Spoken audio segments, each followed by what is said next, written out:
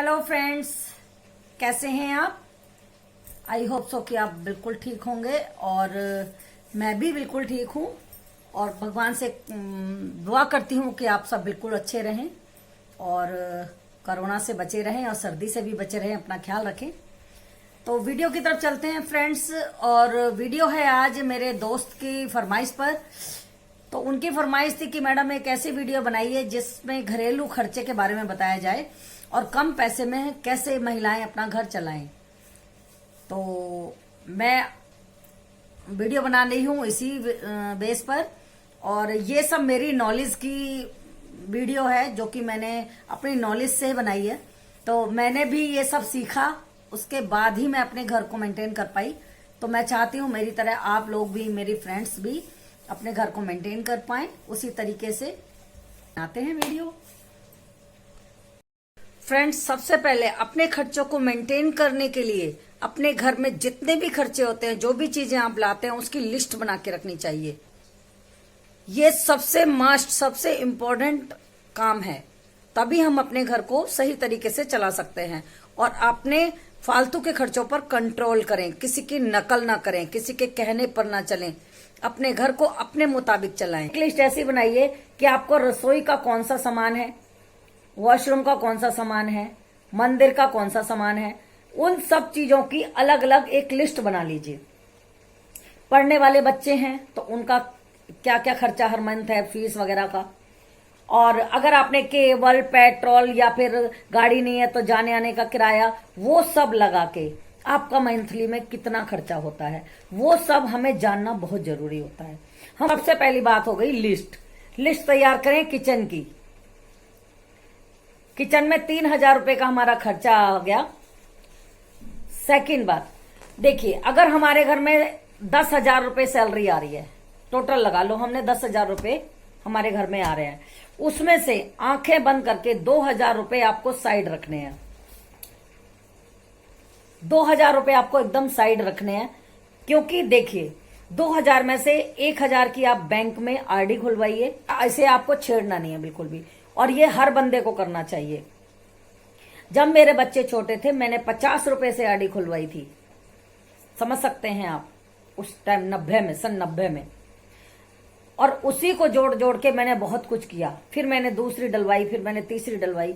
मैंने अपना ज्वेलरी बनवा लिया था, तो जिसको कि एक मौके पे आके हमें बहुत मोटा पैसा मिला। तो आप यही सोचिए, मेरा बस यही मकसद है कि आप छोटे छोटे पैसे को जोड़ के बहुत एक अच्छा सा काम कर सकते हैं। तो वो तरीका मैं बताऊंगी। तो आप 1,000 रुपए की आरडी खुलवाइए अपने बैंक में। 1,000 अपने हारी बीमारी, दुख सुख के लिए साइड रख दीजिए, उसको रखकर भूल जाइए। 2,000 रुपए आपके हट गए, बचे 8,000 रुपए। 8,000 रुपए में से 3,000 का आपने राशन ले लिया, राइट। 3,000 के राशन में आपका फिर कितना बचा? 5,000। 5,000 में अब हमें पूरा महीना चलाना है। राशन में देखिए, कभी भी अगर आपका एक महीने में 200 ग्राम 250 ग्राम मसाला लगता है तो आपको आधा किलो लेके आना है। चाहे बजट एक महीने में पूरा लग जाए, कोई बात नहीं है, पर आपको पूरा ही राशन लाना है, थोड़ा थोड़ा नहीं लाना है, ठीक है। अगर आपका 250 ग्राम मसाले लगता है महीने में, तो आपको आधा किलो का पैकेट बड़ा लेना है। उससे क्या होगा? आपके दो फायदे होंगे।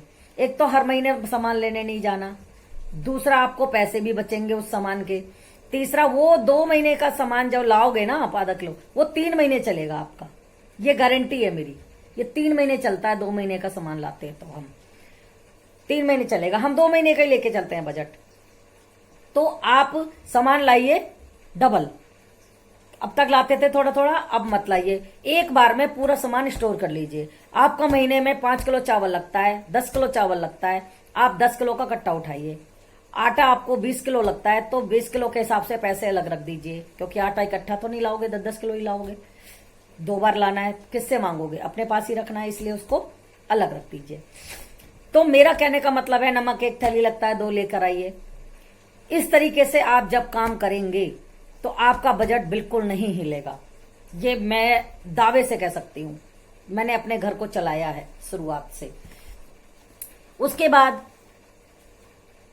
1,000 रुपए में आपका मंदिर और बाथरूम का सामान आ जाएगा, समझ रहे हैं? 1000 में आ जाएगा मंदिर और बाथरूम का सामान। ठीक है, 4000 खर्च हो गए। अब हमारे पास 4 बचे। ठीक है, अब हमारा क्या रह गया मेन, हमारा आता है बिजली का बिल। बिजली का बिल ले लीजिए आप, एक नॉर्मल सी कॉलोनी में रहते हैं, 500 रुपये आएगा। टीवी बच्चे देखते हैं तो केबल का खर्चा देना पड़ेगा।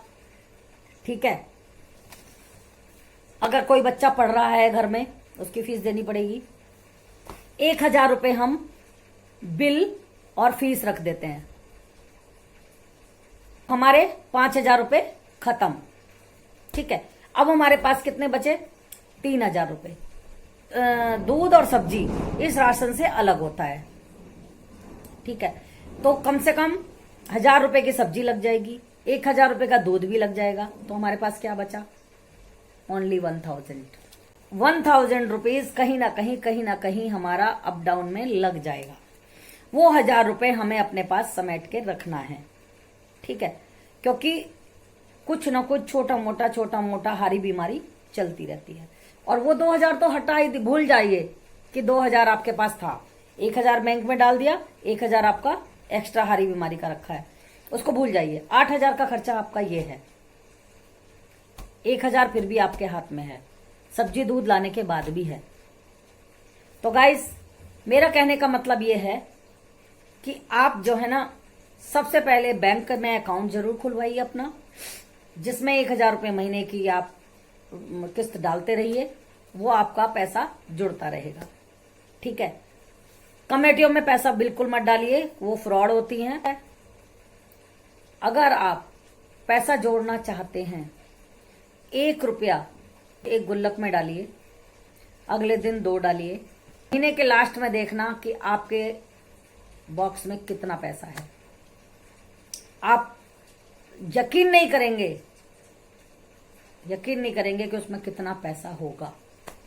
बस पर डे आपको डबल करना है उसका, जो उसके अंदर डालना है। आप करके देखिएगा एक बार, आपको समझ में आ जाएगा कि मैं क्या कह रही हूं, कैसे घड़ा बढ़ता है बूंद बूंद से। बहुत लोगों को मैंने ये टेक्निक दी है, वो नहीं कर पाए ये डबल पैसा डालने वाला, छूट जाता है उनका, क्योंकि उस तरीके की उनके पास इनकम का स्रोत नहीं होता। पर चलिए कोई बात नहीं, वो वाला करें या ना करें, पर आप जो है ये वाला काम जरूर करिएगा। अपने घर को चलाने के लिए एक ढंग से एक डायरी मेंटेन कीजिए, उसमें अपने खर्चे को लिखिए और बचे हुए पैसे को गुप्त रखिए, उसको शो मत करिए। बैंक अकाउंट को अपने को शो मत करिए, किसी से शेयर मत करिए, उसको चुपचाप डालते रहिए, क्योंकि एक औरत ही ऐसी है जो कि 1 रुपये को 10 रुपये में कन्वर्ट कर सकती है और कोई नहीं कर सकता। फ्रेंड्स, बस जितना समझ पाई हूं अपनी नॉलेज से कह रही हूं कि जो मैंने ट्रिक आपको बताई है ना, ये गाइस बहुत ही ज्यादा जबरदस्त काम करती है। सच बता रही हूं मैं।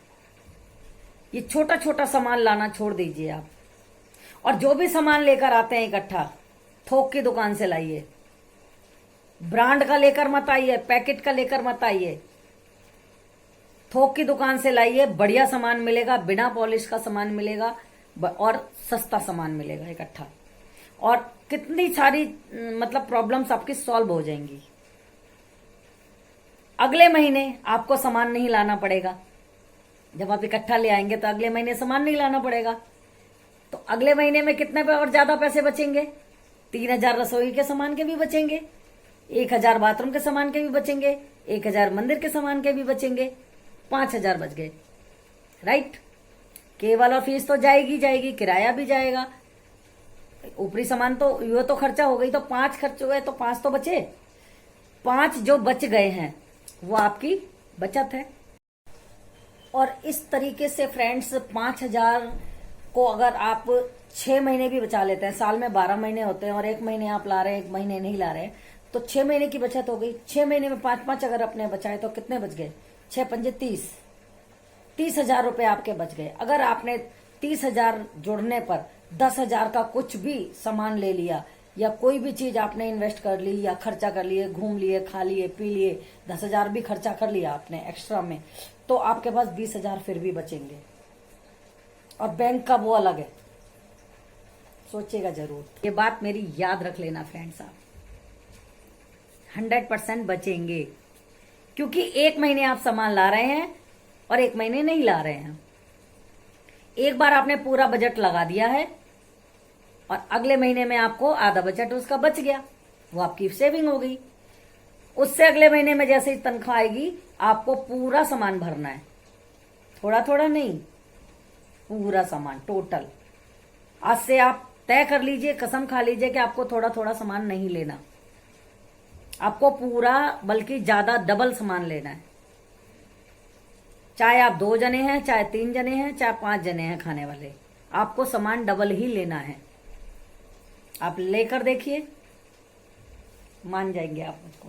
और लाइक करे बगैर आप रह ही नहीं पाएंगे, आप कमेंट्स करके बोलोगे कि आपने सही कहा है मंजू जी। और मैं चाहती हूं आपके कमेंट्स देखना और लाइक्स देखना चाहती हूं कि कौन कौन अपने घर में बचत करके दिखाता है। चलिए वीडियो को यहीं बंद करती हूं, बाय बाय।